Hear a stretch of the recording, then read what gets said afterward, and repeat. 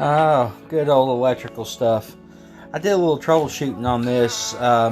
Actually, when I brought it home, about halfway, the not gen light came on, and then by the time I was home, the BV light came on, which was below voltage. I did a little troubleshooting, and I think it's the voltage regulator that's, gone bad on it. Up in the top right corner is the old one. This is the new one. They're totally different. Old technology versus new. It was actually kind of difficult to find this because I had no clue. The old one is in the third bay, passenger side, up in the top, and it's got that cover over it. Part number stamped on it. You can actually go to Delco Remy's website, cross it over. It gives you the new part number. This new voltage regulator was an aftermarket one I got off eBay. It was about $100. You've only got 3 wires on the old one. You've got a ground, a 24 volt supply, and then the field wire. And usually by testing these, you jump the positive and the field wire, and it makes the alternator kick on, which it did do on mine.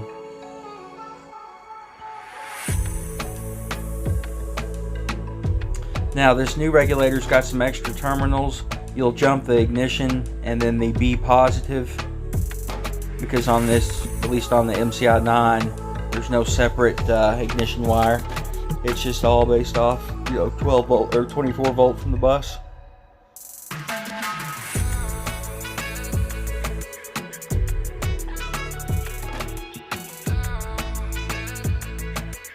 At least when you start troubleshooting, you want to go through and be sure that your ground is good. There's actually a secondary ground that goes to the body on this terminal. I don't know if it came that way factory or if somebody's put that on.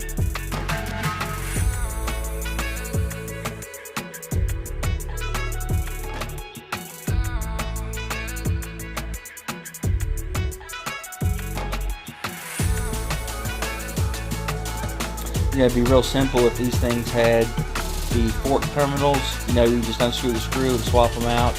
They're not. They're full ring terminals on this.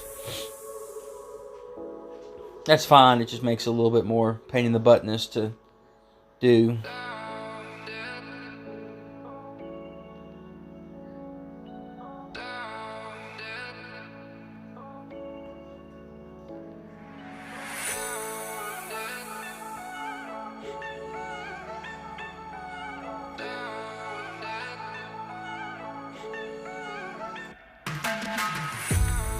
How many people get on their bus to start it and forget to flip that master switch?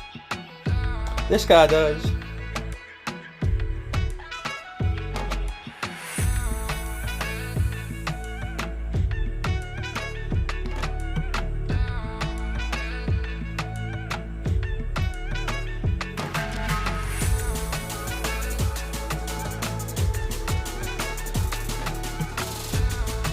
Now some people say this won't charge with no air pressure in it. I don't think that's true in this case, because this doesn't have an air tensioner. It's got a gear drive alternator on it.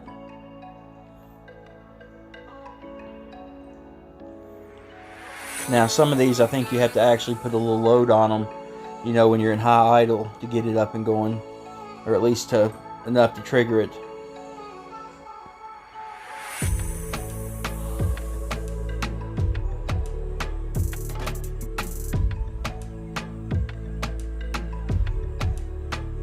And sometimes that not gen light was going out when you revved it up.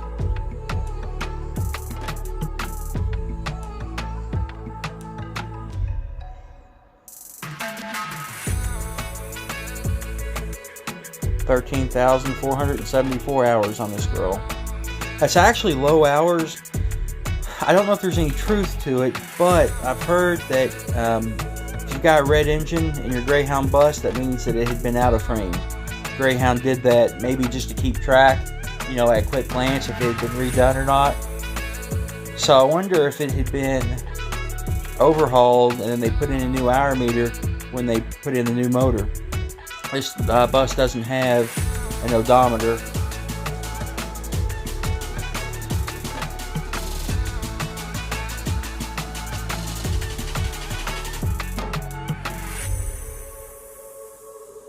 I'm revving it up here and playing around with the throttle.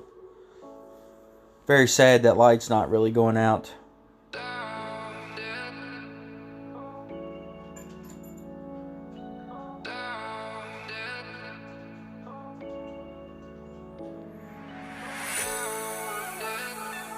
I will give you a spoiler here. This did not fix the problem, this voltage regulator.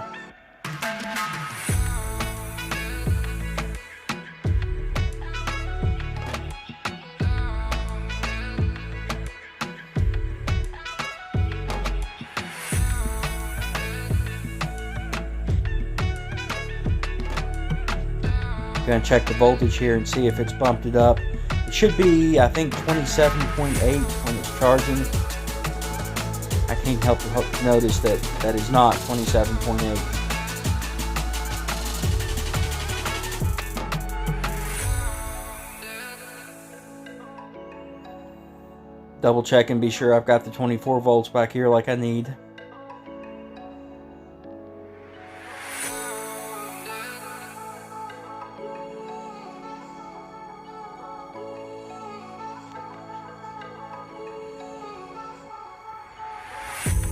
Very, very sad that the problem is not that regulator. It's actually ended up being the alternator. I think the bus wiring's screwed up. That top loop is a jumper you put on the field wire. If you jump it, it will bypass everything and make the alternator work. It does work, but it's no good. Bus needs an entire rewire. I'm converting to 12 volt.